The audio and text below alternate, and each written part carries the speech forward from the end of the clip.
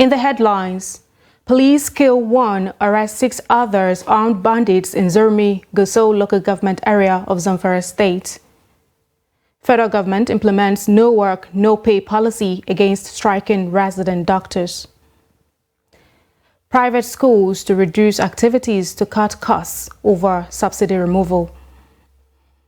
And on the foreign scene, Pakistan court sentences ex-Prime Minister Imran Khan to 3 years in prison. Hello and welcome to Trust TV News Update. I'm Aisha Salihu. Many thanks for joining us at this hour.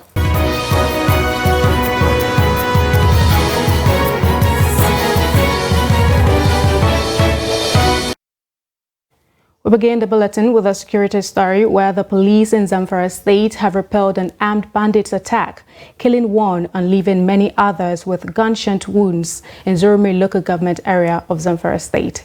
The command's police public relations officer, ASP Yazid Abubakar, disclosed this while briefing journalists in Gusau on the successes the command has achieved in the last few months in its ongoing efforts to curb banditry and other crimes in the state. Here's the report. The public relations officer of the Zamfara State Police Command, Yazid Abubakar, who addressed newsmen on behalf of the Commissioner of Police, CP Muhammad Bunu, said police tactical operatives attached to 34 Police Mobile Force PMF Hombe deployed to Magaria area in Zurmi local government area of the state acted on information that 5 armed bandits were planning to attack Muslim worshippers during Jumat prayer at Kwata village in Magaria district of Zurmi local government area. Upon receiving the information, the police operatives mobilized to the area and confronted the armed bandits and engaged them in a gun battle that lasted for an hour. The police succeeded in killing one armed bandit while several others escaped into the bush with gunshot wounds.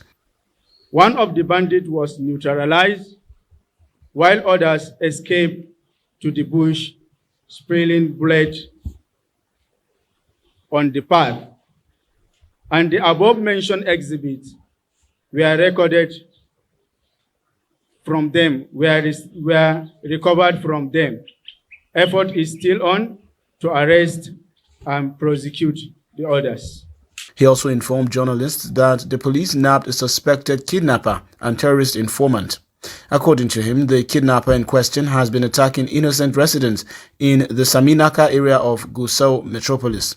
The police spokesperson further revealed that police operatives arrested 4 motorcycle snatchers and receivers of stolen goods at different places in the Gusau metropolis where they had confessed to the crimes.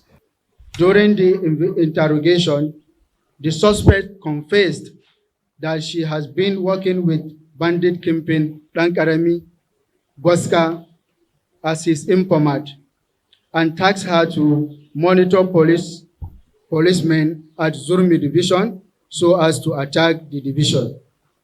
The suspect has been investigated and charged to court for prosecution.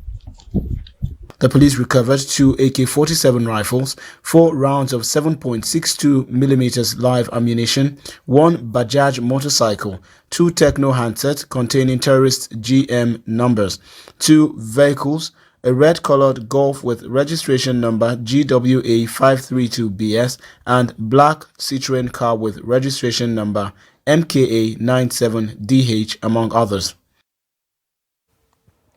Troops of the Joint Task Force Northwest Operation Hadarin Daji have foiled terrorist attacks and left many of the armed bandits with gunshot wounds in Isa local government area of Sokoto state. According to military sources, Operation Hadarin Daji covering Sokoto, Katsina, Kebbi and Zamfara states has continued to record more successes in the ongoing clearance operation as more armed bandits have been neutralized, kidnapped victims rescued, stolen items recovered and bandits' hideouts destroyed in the northwest. Reports say armed bandits on Thursday attempted to infiltrate and attack Isa local government area of Sokoto state, but troops deployed at Forward Operation Base Isa responded swiftly and repelled the attack with superior firepower, which forced the armed bandits to flee with gunshot wounds, as traces of blood stains were seen in their routes during pursuit. Similarly, troops of Team 8 of Sector 3 Operation Hadarin Daji deployed at Sabon Birni in Sokoto State during the clearance operations discovered and destroyed armed bandit hideouts at Kusabuni Forest, Tafkingawo, Alumdawa, Ungwarmailele, and Balamawa villages in Sokoto State. A reliable source said the armed bandits, however, fled and abandoned their hideouts before the arrival of the troops. Items recovered from them included 3 motorcycles, 3 AK-47 magazines and ammunition, varieties of pairs of both military and foreign camouflage uniforms, including a police uniform and a radio. Still in security matters, bandits have killed a villager and abducted 7 others at Ungowar Gajere community in Kutemeshi ward of Birningwari local government area of Kaduna State. The victims, 2 males and 5 females, were attacked while working on their farms, according to local sources. The member representing Kakangi constituency in the State House of Assembly, Yahya Musa, confirmed the incident, saying the bandits also carted away animals in other neighboring communities. Musa, who described the situation as worrisome, consoled the families of the victims. The police command in the state issued a statement on the incident. Moving on, police in Lagos State paraded 39 suspects involved in criminal activities like criminal conspiracy, armed robbery, unlawful possession of firearms, and bridge vandalization in the state. Police Commissioner in the state, Idowu Owohunwa, also launched Operation Flush to rid the state of criminals. Victoria Tokolo, who was there, brings us more in this report. Let's take it. The Commissioner of Police, Idowu Owohunwa, summoned all area commanders, DPOs and other divisional heads and gave them marching orders to arrest any criminal and curb violent crimes in the state. The police boss also said 39 suspects, including a 47-year-old woman from Oyo State who makes a living through diverting people's goods from containers at port, was arrested. 2 other suspects have also been arrested for involvement in bridge vandalism in the state. Items recovered from the suspects are 4 Toyota vehicles, 3 cars and 1 jeep, bridge drilling irons, foreign currencies, among others. Commissioner of Police is assuring Lagosians again and again that we have a listening ear. The moment people have the confidence or develop the confidence to report cases to us, we would respond accordingly. We got information about robberies at Orile doing bus stop, and that made the CP go there personally. We got reports of petty crime around 1004 estates. And if you ask the residents of 1004 estates, if you know anyone, they ask, and they will tell you that the CP was there personally yesterday. So he's a commissioner of police who has a listening ear, who is dedicated to duty. So we're calling on Lagosians to keep on giving us information so that we can do the needful, and together with the continuous support of members of the public and other stakeholders, we'll be able to make Lagos State remain on that highly coveted small list of safest states in the country. One of the suspects, Adiniro Jeremiah, who is a commercial driver, confessed to robbing passengers at night, disposing them of their bags and phones. I picked up on Friday night along Ijego Road. I saw her inside the shop, and instantly she recognized me because I was not with a nose mask.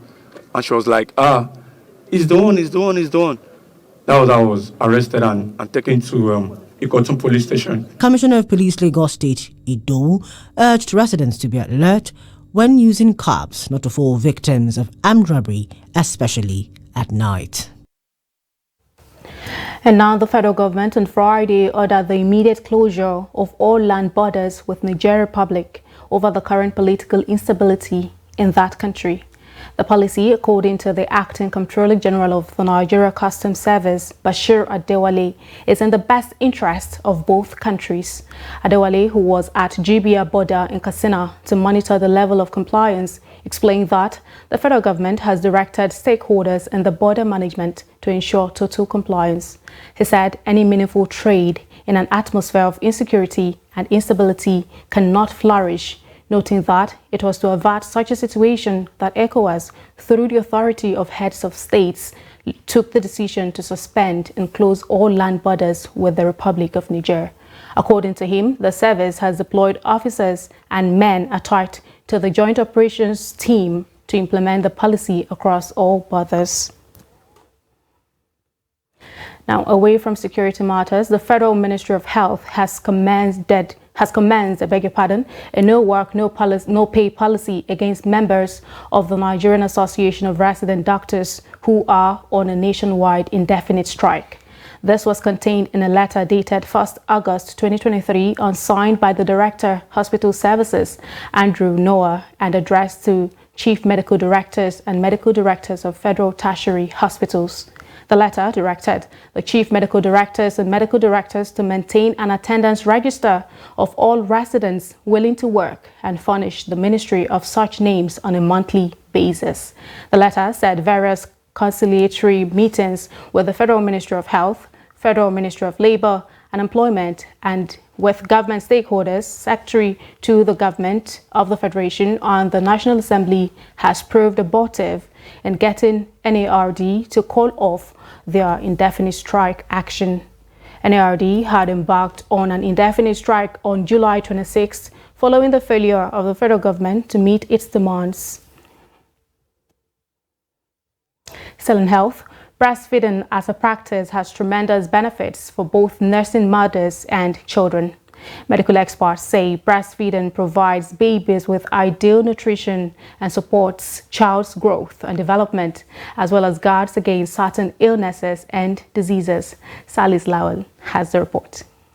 Having thought some of the numerous health benefits of breastfeeding, some mothers, especially working class, solicited for a support system that will ensure that work or any form of employment does not separate them from their babies. Seriously, it helps me because it creates this bond between me and my baby, and there is this love that increases between a mother and a child while breastfeeding. It helps me that I will be able to educate other women that do not know about exclusive breastfeeding. And we hope that the government will implement that because it will actually support the mothers, especially the working class mothers, to be able to breastfeed 2 years and beyond, because that is the standard, or rather the recommended optimum IYCF practices. So with that, it will actually support them, because without some of this support, it will actually hamper the recommended optimum IYCF practices, which is the early initiation,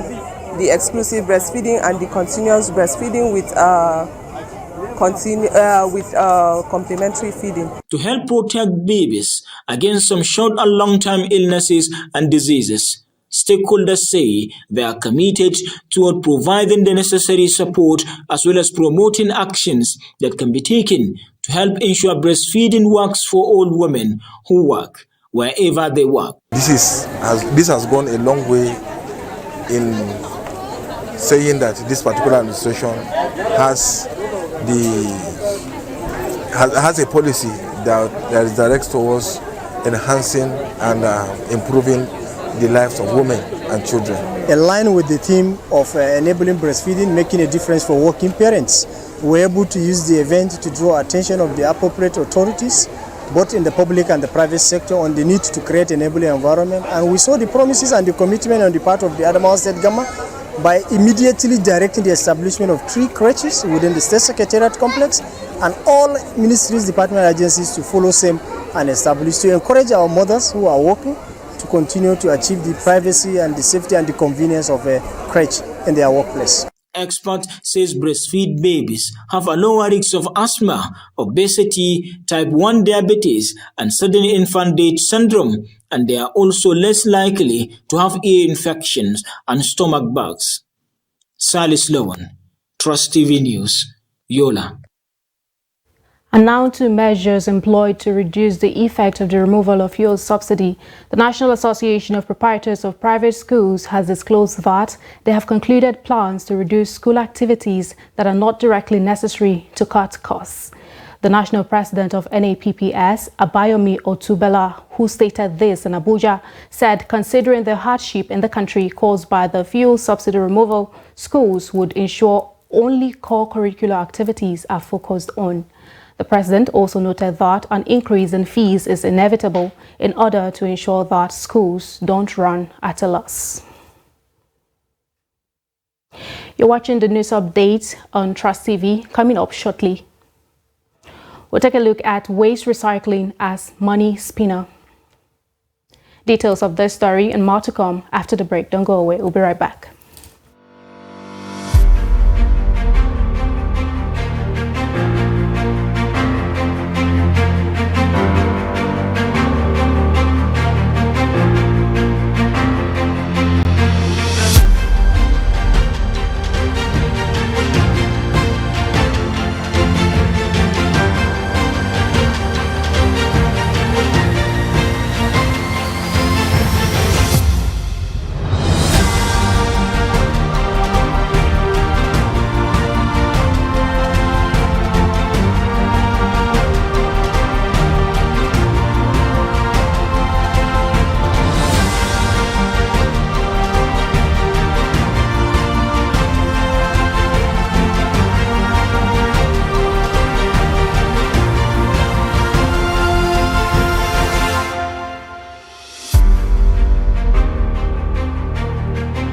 Guys, welcome to Showtime. I don't even believe there's any other industry that will handle me like movie industry. Yeah. I told you I'm deep and soaked into movie industry. In secondary school, there's Fatima and Mariam Adamu, and then we sort of took the names of the characters in that cartoon. I think entertainers themselves need to wake up and smell the coffee and say, diversification is the way to go. Yes, you can sing or make great beats or, act in a film, but what else can you do? I became one of the best makeup artists in Nigeria. I won BAMA Award Best Makeup Artist. Do you think we are I read the food when I talk to you, you start straight. Attention!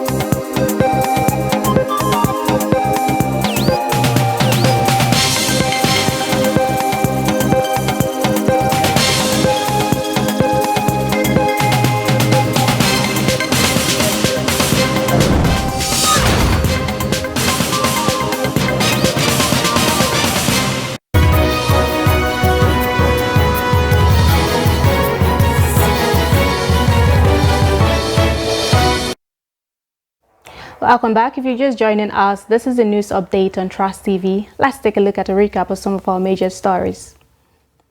We told you that police kill one, arrest 6 others armed bandits in Zurmi, Gusau local government area of Zamfara state. Plus, federal government implements no work, no pay policy against striking resident doctors. And now moving on to more stories, a group of young Nigerians are collecting rubber materials for recycling to clean up the environment while making profits from the business. The recycled materials include rubber bottles, jerry cans, chairs, and other rubber materials. Trust TV's Ibrahim Ismail meets the scavengers in Yola, the Adamawa state capital. Now let's take a look at the report. This is one of the largest rubber collation centers in the Northeast. Hundreds of thousands of rubber items are being gathered and processed for recycling on a daily basis. These workers say the job is beyond making profit, describing it as a venture that gives back to the society. This is community service. This waste could have blocked waterways. We are glad that we are helping the society and the government to sanitize the environment. A lot of these waste materials have been transported. Despite discrimination from some members of the public, the scavengers remain determined in their job to put food on the table. I can't quantify the blessings of the work. I got married, bought a ride, and built a house with the proceeds. But outsiders take us like thieves or dirty people. These rubber materials are being transported to different Nigerian cities where companies recycle the materials for different purposes.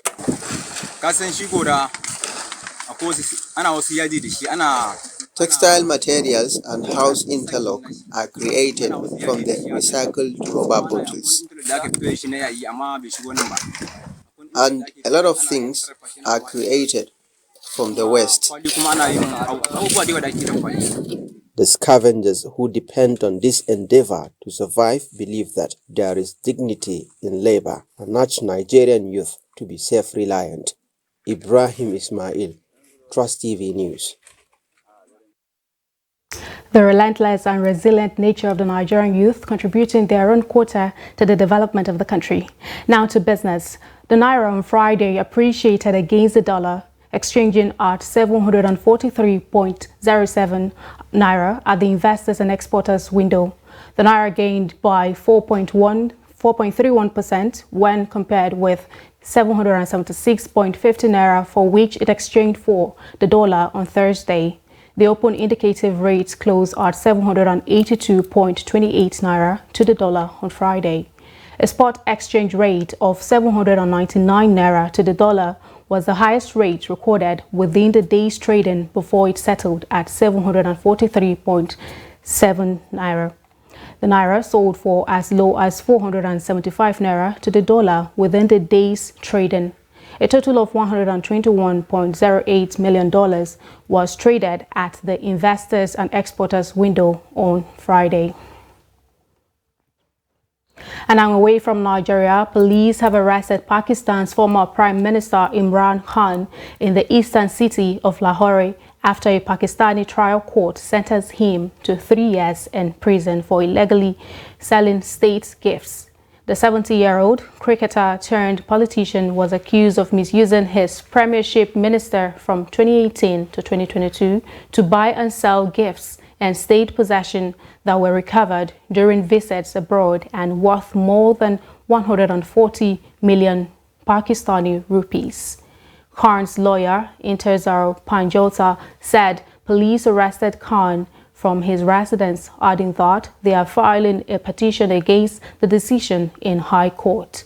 Protocol requires prime ministers to store the objects in the state's safe house, while Khan is accused of having sold them for a profit. The conviction came just a day after Pakistan's High Court had temporarily halted the district court trial. He has denied any wrongdoing, saying the charges are politically motivated. And now finally in sports news, Manchester City have completed the signing of Croatia centre-back Josko Gvardiol on a 5-year deal from RB Leipzig for 90 million euros. He is the second most expensive defender of all time after Harry Maguire, who joined Manchester United for £80 million from Leicester City in 2019. Centre-back of Gvardiol impressed Centre-back Gvardiol impressed in his 2 seasons at Leipzig after joining from Dinamo Zagreb in July 2021. With that, we've come to the end of the news update at this hour. Don't forget to follow us across all of our social media platforms and also join our YouTube live stream for more news updates, programs and documentary. I'm Aisha Salihu. Thanks for watching.